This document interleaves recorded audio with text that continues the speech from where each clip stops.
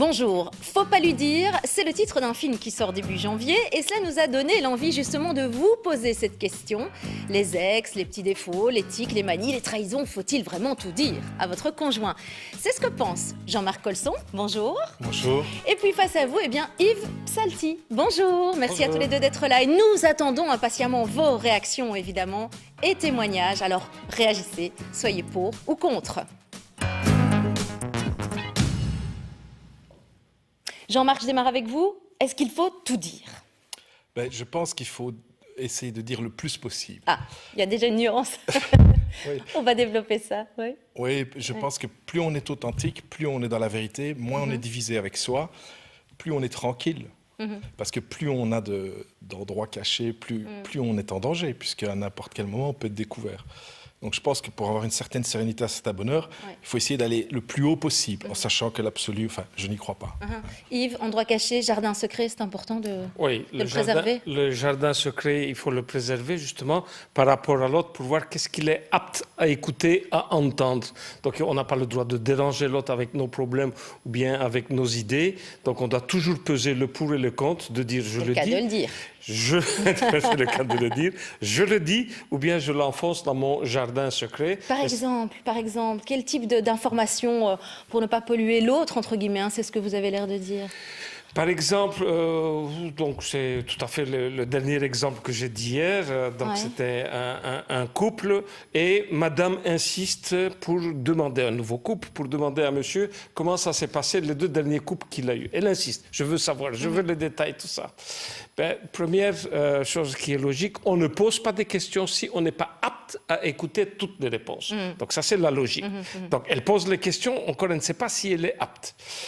Alors, donc, elle fait une erreur, parce qu'elle pose des questions où elle n'est pas apte à écouter toutes les réponses. Lui, il fait une erreur parce qu'il va donner des informations, il ne sait pas si ces informations vont se retourner contre lui. Effectivement, il donne certains petits détails du point de vue sexuel, comment ça s'est passé, et elle n'arrive pas à digérer. Comment est-ce que tu as pu faire ceci? Et bardaf, c'est la dispute peut-être inutile, finalement. Peut-être inutile, mais c'est deux personnes qui ont eu tort, en fait. Jean-Marc. Oui, mais maintenant d'un autre côté, moi je trouve que ça peut aussi éveiller le désir, parfois de raconter certaines choses. Oui. C'est un grand débat. Moi j'ai une histoire intéressante, c'est un couple, donc on va l'appeler numéro 1, numéro 2, et puis numéro 2 a une tentation dans son boulot et il finit par y avoir un numéro 3. Et à un moment donné, numéro 3 dit au numéro 2, je vais le dire au numéro 1. Parce que moi, j'en ai marre de ne pas exister. J'en ai marre de ne pas exister. Donc, je veux exister dans cette histoire. Donc, je vais appeler numéro 1, je vais lui dire. Et donc, numéro 2 décide de dire à numéro 1. En se disant, je vais le dire avant que numéro 3 le Dans l'urgence, du coup. Dans l'urgence. Parce qu'il dit, oh, là, je suis menacé. Voilà. Donc, numéro 2 dit à numéro 1 ce qu'il a fait. Numéro 1 explose. Et donc, on se retrouve plusieurs mois dans le froid, évidemment. Numéro 1 se fait écarter. Et puis finalement, au bout du compte, numéro 1 pardonne à numéro 2. Et donc dans cette histoire, la question qu'on pourrait se poser, c'est est-ce que si numéro 2 ne l'avait pas dit à numéro 1 avant numéro 3, est-ce que le numéro 1 aurait pu pardonner aussi facilement? Ça, c'est une question que je pose. Est-ce qu'Émilie aurait pu pardonner à Paul d'avoir été fricotée? Si elle l'avait su dès le départ, elle l'aurait peut-être digéré, ça aurait été... Mais si elle avait appris par la personne tierce. Si un jour on vous téléphone, on vous dit est-ce que tu sais que ton conjoint te trompe avec moi, est-ce que ce sera plus facile à pardonner que si la personne vient vous le dire d'abord lui-même? Moi je pense que c'est plus facile à pardonner. Il faut être sûr de son coup, évidemment, Yves. Oui. Il faut être sûr que le mensonge en question ne soit pas dévoilé. Donc il y a les chiffres canadiens. Qu'est-ce qu'ils nous disent les chiffres canadiens? Les chiffres canadiens nous disent que si vous annoncez qu'il y a infidélité à l'autre, vous avez 50% de chances de divorce.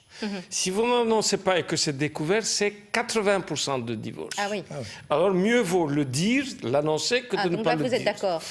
Non, je ne suis pas du tout d'accord. Les chiffres, ils disent ça. Oui, mais si on n'annonce pas, quel est le pourcentage où il n'y aura pas de divorce? Ça, évidemment, ce n'est pas dit. C'est ça qui est important, en fait. On va élargir le cercle, si vous le voulez bien, tout de suite, avec la vidéo qu'on aime. Oui, elle va arriver. La vidéo qu'on aime en réalité, c'est la bande-annonce d'un film qui va sortir très prochainement, c'est le 6 janvier, qui s'appelle « Faut pas lui dire ». L'histoire de 4 cousines dont l'une va se marier et évidemment les 3 autres cousines tombent sur le futur mari en train de la tromper. Bon allez, on regarde une bande-annonce et on va tout voir.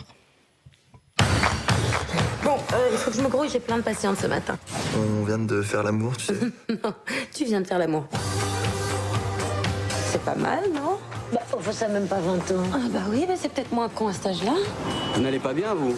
Ah, toutes mes excuses, je vous avais pas vu. Vous plaisantez. Sachez que je suis bordélique, têtu et impatient, à votre tour. Je suis parfaite. C'est énorme comme défaut, ça. Tu es mon mari, tu es le père de ma fille, tu es mon agent de voyage, tu es l'homme à tout faire de ma mère. Par pitié, tu ne vas pas en plus être mon comptable. Est-ce que vous niquez de temps en temps? Alors, la vie ne se résume pas à un trou. 2 trop, ma chérie. Parfois même 3.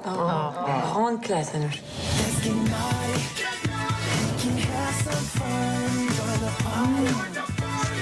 Attention, tu vas attraper froid comme ça. Je crois que c'est le mariage qui l'angoisse.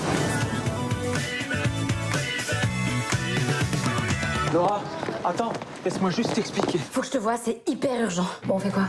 On la lui coupe. Je pense qu'il faut laisser une chance à ce mariage. Si on parle, il n'y a plus de mariage. Faut pas lui dire. Voilà, alors, faut-il lui dire ou pas?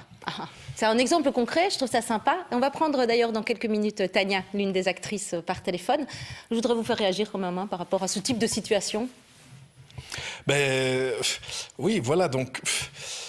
je reviens à ce que je disais tout à l'heure. Que va-t-il se passer quand la cousine, la personne principale qui va se marier va l'apprendre? Comment va-t-elle vivre la relation avec ses cousines et comment va-t-elle vivre la relation avec son conjoint si elle est la dernière à l'apprendre? Là, je pense on a l'impression qu'on est un peu le dindon de la farce parce que tout le monde le sait sauf nous.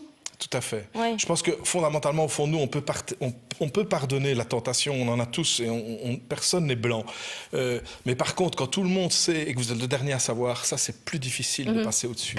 Yves. Évidemment, si tout le monde le sait, évidemment, là, dans ce cas-là, mieux vaut dire soi-même à la personne que d'autres personnes lui rapportent.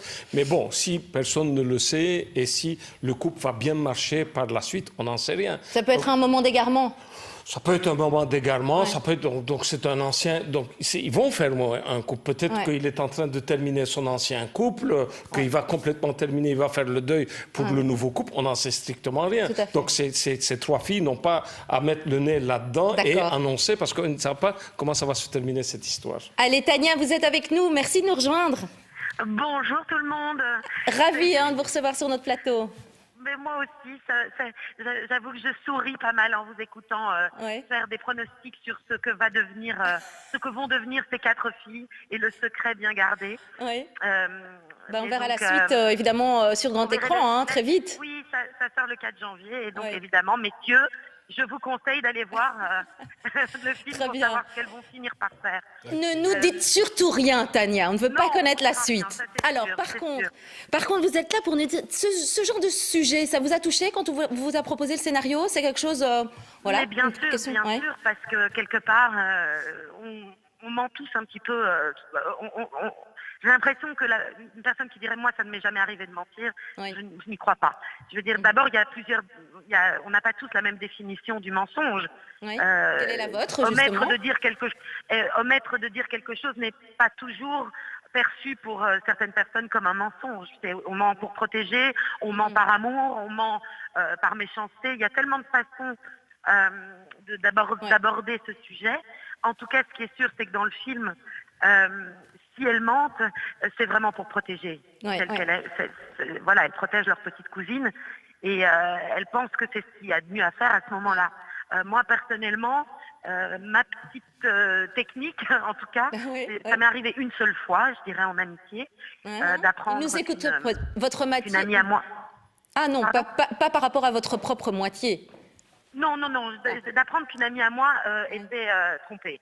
Et donc, ce que moi j'ai fait en tout cas, c'est d'abord savoir si c'était juste une fois comme ça, parce que j'avais pas envie de briser un couple si elle ne l'apprend jamais. Effectivement, je me dis que c'est certainement pas à moi de m'en mêler et que peut-être ça peut être ça peut être un coup de folie une fois.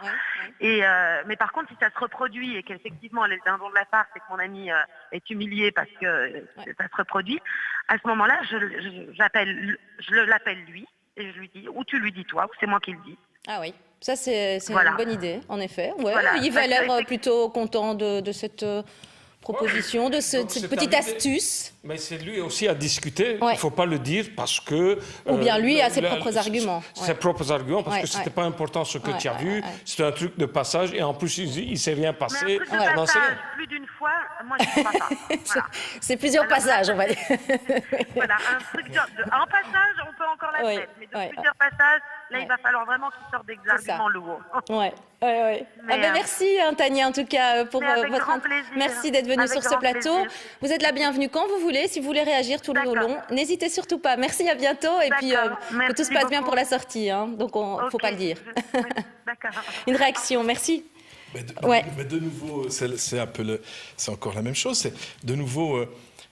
Quand il va lui dire, parce que son ami lui a dit, tu lui dis avant, que je lui dise, la personne se dit, mais tu me l'aurais jamais dit si mon ami t'avait pas menacé. Donc en quoi puis-je avoir confiance en toi, etc., etc. Donc voilà, moi je trouve que ça peut être intéressant quand on fait une incartade une fois, de se poser vraiment la question, de dire finalement, est-ce que ça serait pas mieux de dire, voilà, j'ai une tentation, j'ai fait une bêtise, je suis désolé. Mais on peut dire à l'autre, t'as un ticket pour en faire une aussi, on sera égalité. Ah bah tiens. Mais je sais pas, je lance des idées, mais la question c'est, est-ce que c'est bon de vivre toute cette vie avec la menace qu'un jour ça se découvre et que l'autre se dise, ah ben donc s'il n'y avait pas eu la menace, si quelqu'un n'avait pas... C'est angoissant en fait. Voilà, tu me l'aurais jamais dit, donc t'es quelqu'un qui allait vivre tout notre amour dans un mensonge, etc. Très bien. Là, on parle d'infidélité. Maintenant, il y a des choses qu'on n'a pas forcément envie de dire à l'autre, des petits défauts qui nous embêtent, mais est-ce qu'il faut le dire ou pas, le partager ou sur soi-même peut-être. Ah, j'ai menti sur, je sais pas, imaginons sur ma famille, j'ai dit quelque chose qui n'était pas vraiment la vérité, ou sur mon diplôme, qui sait, je ne sais pas. Oui, toujours la question est la même. Est-ce que je vais donner cette information? Qu'est-ce que l'autre va faire cette information? Souvent, j'entends des femmes qui se plaignent en disant, mon mari ne discute pas, il n'y a pas moyen de parler, il ne communique pas. Alors quand je l'entends dire qu'au début, il a beaucoup communiqué. Il a tellement bien communiqué que tout ce qu'il a donné comme information, ça se retourne contre lui. Et puis, clac, il ne parle pas. Donc, de dire, madame, vous avez creusé votre trou. Hein. Donc, vous l'avez fait parler, vous lui avez posé des questions et vous n'avez pas su gérer les réponses. Donc, il ne fallait pas poser les questions et un monsieur de ne pas dire. Donc, c'est une question de jardin secret. Il est tout petit ou il est tout grand. Et plus ça va se retourner contre lui, plus l'homme il va se dire ça je ne dois pas dire, ça je ne dois pas dire ça. Et le jardin secret va être énorme par rapport à ce qu'il est en train de dire. Donc il va plus se cacher de dire. Tout ça dépend comment l'autre réagit. C'est ça qui est important. Oui, mais la maquilleuse nous disait... Quand elle nous maquillait, le jardin secret, oui, mais pas trop grand. C'est ça. Donc, voilà, donc je pense que c'est une question... Mais est-ce qu'on peut dire les choses? Vous êtes d'accord, par exemple, il y a quelque chose qui vous ennuie particulièrement chez votre moitié? Je sais pas, moi... un détail, un tic, quelque chose, et vous avez envie de lui dire, mais vous lui dites vraiment au risque de la vexer ou de la mettre mal à l'aise? Mais je vais donner une conférence sur l'intégrité en janvier, et dans l'intégrité, qui est pour moi une source pour avoir une vie vraiment épanouie, dans laquelle on réalise ses rêves, je base beaucoup de la parole aussi, je parle de la parole. Et la parole, plus elle est vraie, plus elle est fiable, plus elle donne confiance, plus elle enjoint les autres à fonctionner. Donc je pense, oui, moi je suis avec mon épouse, il y a quelque chose qui m'ennuie, je vais lui dire, mais il faut le dire au bon moment, avec douceur. Trouver les bons mots, mais c'est pas toujours évident pour tout le monde. Hein. C'est clair, mais c'est pour ça qu'il y a des coachs et des psys et des tas de gens. Oui, voilà. Et votre conférence, c'est sur l'intégrité, ce sera en début janvier. C'est être authentique, quoi. Oui, je prends tout à fait l'authenticité, mais de nouveau, avec un curseur, il n'y a pas d'absolu, il faut essayer de monter en sachant qu'on n'arrivera jamais tout en haut, on peut juste essayer de grimper. La régie me dit que Guylain souhaiterait intervenir. Oui, bonjour. Fanny, bonjour à vous. Bonjour Guylain, merci de nous rejoindre sur le plateau. Vous aviez un sentiment à partager avec nous, un témoignage? Oui, mais dans le sens où, moi je suis absolument pour de dire la vérité, parce que entre un couple, si vous ne l'avouez pas, de toute façon, tôt ou tard, vous allez l'apprendre. Donc, moi, je préfère un bon dialogue entre quatre yeux, quitte, comme on dit chez nous, percer l'abcès, et après on verra ce qui se passe, parce que de toute manière, tôt ou tard, l'autre personne va la prendre. Alors, Vous l'avez expérimenté, Guylain, vous-même? Vous avez une expérience? Disons que j'ai une expérience, c'est-à-dire, bon, personnellement, je dis toujours la vérité, et le résultat des courses, ça s'est retourné contre moi. Voilà. Merci. Donc, de toute manière, si tu devais casser, tu devais casser. Oui, c'est ça. Il faudra repartir à zéro, avec une personne honnête, qu'on discute en quatre yeux. Très bien. Un bon dialogue, c'est important dans un couple. Merci. Merci Guylain pour votre message en tout cas. Merci d'avoir participé à notre émission. À très bientôt. Merci. Oui. Évidemment, ça dépend de ce qu'on dit et ce qu'on ne dit pas. Moi, j'ai donc des gens qui viennent, ils ont une mauvaise conscience. Disons que l'homme a une mauvaise conscience. Il a une mauvaise conscience parce qu'il a été voir ailleurs.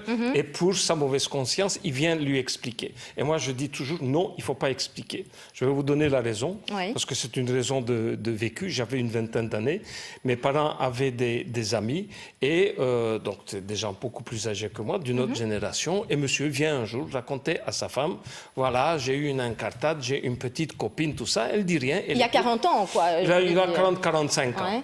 Lui, il avait 40-45 ans. Il explique à sa femme, voilà, j'ai fait ceci, j'ai fait cela. Elle ne dit rien.